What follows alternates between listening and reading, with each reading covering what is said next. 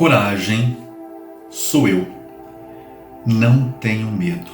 Essas são as palavras que Jesus dirige aos discípulos, de modo especial a Pedro, que estão amedrontados em alto mar, com o barco sendo balançado por ventos contrários. É a passagem de Mateus capítulo 14, versículos 22 a 33. Antes de mais nada, neste evangelho que vocês podem ler e refletir depois, com o tempo, nós temos em primeiro lugar Jesus que, depois de ter alimentado as multidões, ele tenta uma segunda vez estar a sós com o Pai. Para isso, a palavra diz que ele forçou os seus discípulos a entrarem na barca para irem para a outra margem. O grego traz justamente essa expressão, forçou-os, obrigou-os. E aqui tem vamos assim dizer, um ensinamento, uma simbologia muito grande, muito forte para o contexto no qual o Evangelho de Mateus foi escrito. A gente tem que se lembrar que o Evangelho de Mateus foi escrito mais ou menos 50 anos depois da ressurreição, da morte e ressurreição do Senhor. E as primeiras comunidades cristãs, elas tinham pelo menos 3 obstáculos a enfrentar. O primeiro deles, a resistência de algumas autoridades judaicas, da religião constituída.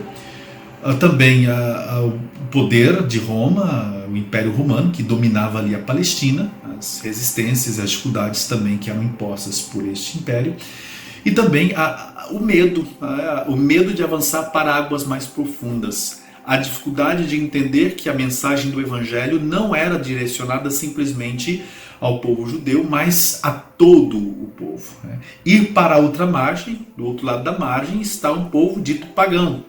Sai do território de Israel. Então, esse obrigar os discípulos a irem para a outra margem significa sair da sua zona de conforto, das suas seguranças. Significa avançar para águas mais profundas, significa compreender que essa mensagem é destinada a todos os povos e não a um povo só. O Evangelho ele não pode ser baseado no nacionalismo, que limite essa mensagem a um grupo restrito. Então, Jesus ele leva esses discípulos a saírem da margem. Aqui nós já temos uma grande lição para nós. Nós também somos chamados a sair das nossas zonas de conforto. De modo especial nesse contexto de pandemia, muitos de nós tivemos que sair de algumas zonas de segurança, algumas zonas de conforto, a nos reinventar. Mas sair da zona de segurança, ou zona de conforto, pode significar aprender uma outra profissão, aprender um instrumento, uma língua, significa abrir nossos horizontes, pensar de um modo diferente, aprender a ouvir mais e tantas outras coisas que cada um de nós pode interpretar. E a palavra diz que então Jesus subiu ao monte para se entreter com o Pai. Ora, o monte, dentro do contexto bíblico, é o lugar do encontro com Deus. Então Jesus sente essa necessidade de se entreter com o Pai. E aqui temos outra lição para nós também. Nós precisamos tirar momentos da nossa vida para nos entreter com o Pai, estar a sós com o Pai, na solidão do nosso coração, encontrar o Pai, encontrar Deus, falar dele, das nossas angústias, das nossas esperanças, das nossas dores, daquilo que temos como projetos, como sonhos.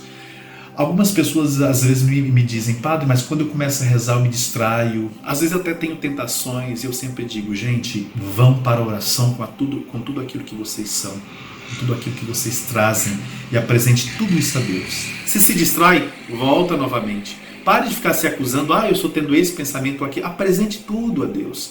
Deus conhece a nossa vida, Deus conhece as nossas intenções, Deus conhece o nosso coração. Mas a oração, de fato, nos conecta a Ele, e essa oração dá força, é como que o respiro da nossa vida, para que a gente possa descer da montanha. Jesus desceu da montanha, não ficou lá na montanha. Tem gente que gosta de ficar só na montanha, só no louvor. Não, precisamos descer, enfrentar a vida, iluminados por essa experiência, enfrentar, ser pessoas boas, iluminar este mundo que muitas vezes está mergulhado nas trevas. Depois a palavra diz que Jesus ele foi caminhando sobre o mar. Ora, aqui temos um simbolismo também muito forte. O mar, na tradição bíblica, ele simboliza a habitação do mal, as forças do mal. Quando a palavra diz que Jesus caminha sobre as águas, significa dizer que ele tem domínio sobre as forças do mal. E é interessante que quando ele começa a caminhar, Pedro vê e também diz, Senhor, né? Não, primeiro eles pensam que é um fantasma. Isso é muito importante também. Nós precisamos pedir muito discernimento a Deus, porque às vezes nós podemos pensar que é fantasma aquilo que é manifestação de Deus. E podemos pensar que é manifestação de Deus aquilo que é fantasma. Eu dei esse exemplo na minha homilia no domingo, né? Há pouco faleceu Dom Pedro Casaldáliga, um bispo que lutou muito pelos direitos humanos, de modo especial dos indígenas, dos marginalizados. Foi um homem que passou pelo mundo fazendo bem, a exemplo de Jesus.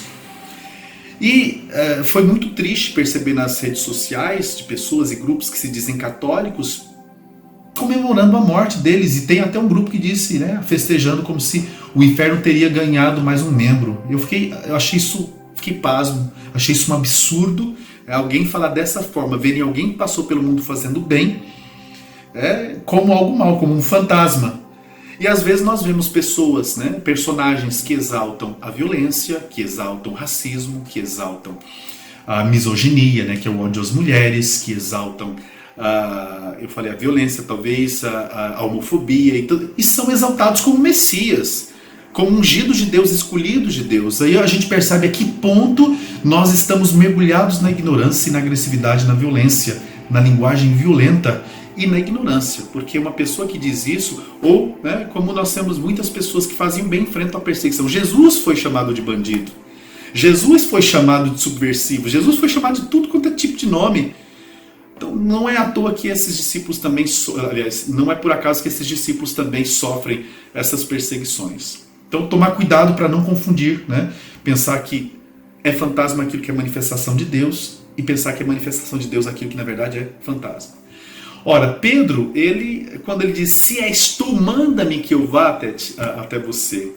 Na verdade, Pedro está sendo movido por um espírito triunfalista nessa hora. Sim, triunfalista, ou seja, ele não está querendo fazer uma experiência ali, vamos assim dizer, da força amorosa de Jesus, mas ele de alguma forma quer participar daquele poder.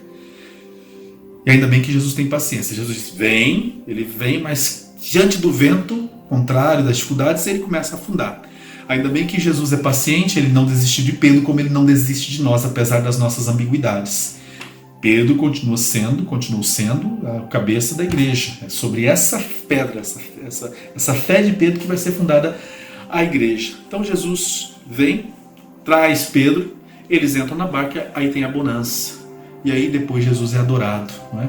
Jesus é adorado. Mas é interessante, essa barca que enfrenta ventos contrários. Essa barca é o símbolo da igreja. Essa barca é o símbolo da nossa própria vida. A igreja que enfrentou e enfrenta muitos ventos contrários. Vejam agora, né, o que a CNBB tem passado com grupos que se dizem católicos, que promovem maledicências, que falam mal, e de modo especial de homens e mulheres que estão nas comunidades, inseridos em muitas realidades sofridas no meio dos pobres, e que são chamados de comunistas, que são chamados de subversivos, que são chamados de heréticos. Quer dizer, a igreja, ela sempre enfrentou, e sobretudo quando ela se coloca a favor da vida, e a vida compreendida no sentido amplo, né? Porque a gente não pode entender a vida só como a defesa da vida do embrião, tem que ser a vida do embrião, a vida de qualquer pessoa, de qualquer ser humano. Toda vez que ela defende a vida, toda vez que ela sobretudo se coloca ao lado dos pobres, daqueles que sofrem, ela é perseguida. Existem interesses por aí, existem ideologias, e muitas vezes nós entramos sem nem saber. Às vezes as pessoas julgam, condenam, por exemplo, grupos ou pessoas que estão ali inseridas nessas realidades, nem conhecem, nem sabem nada. Hoje eu vejo muito essa ignorância, né, e essa agressividade. Então temos que tomar muito cuidado. A igreja enfrentou essas tempestades, o próprio Jesus enfrentou essas dificuldades, mas ele venceu. E é bonito que Jesus entra na barca, tem a bonança, Jesus está na barca da igreja, Jesus está na barca da nossa vida, e os discípulos o adoram.